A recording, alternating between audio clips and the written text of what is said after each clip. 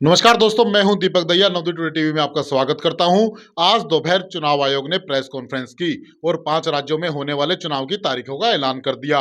इन 5 राज्यों में उत्तर प्रदेश, पंजाब, गोवा, उत्तराखंड और मणिपुर शामिल हैं।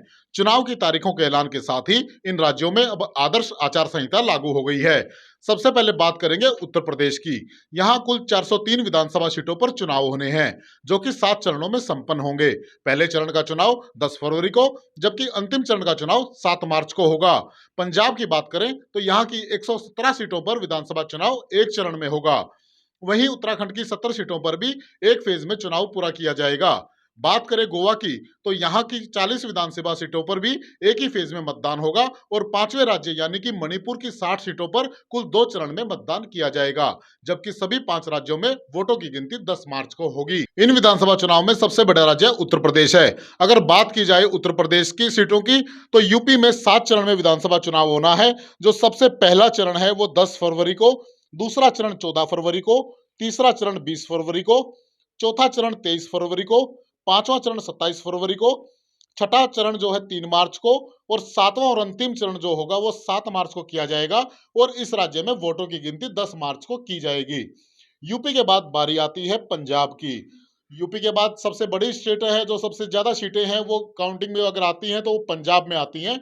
पंजाब का विधानसभा का चुनाव एक ही चरण में करवाया जा रहा है और इसमें जो पहला चरण है, एक ही चरण इसमें है, उसकी वोटिंग 14 फरवरी को की जाएगी।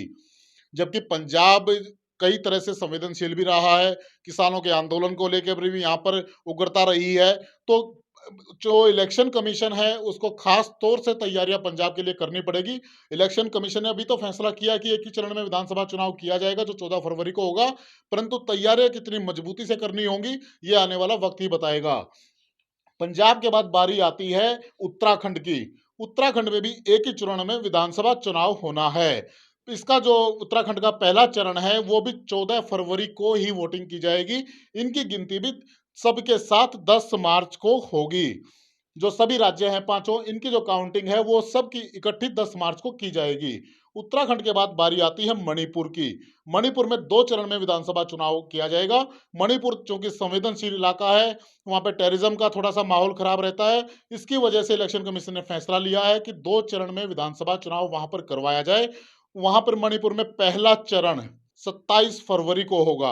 मणिपुर में पहले चरण की जो वोटिंग होगी वो 27 फरवरी को की जाएगी और दूसरे चरण की जो वोटिंग होगी वो 3 मार्च को की जाएगी। यहां भी जो वोटों की गिनती होगी वो 10 मार्च को सबके साथ की जाएगी। सबसे छोटी स्टेट पड़ती है गोवा। गोवा में एक ही चरण में विधानसभा चुनाव होगा और वो जो एक चरण है, पहला चरण जो इसमें गिना जाएगा, वो एक ही चरण में 14 फरवरी को वोटिंग होगी और यहां भी वोटों की गिनती 10 मार्च को की जाएगी।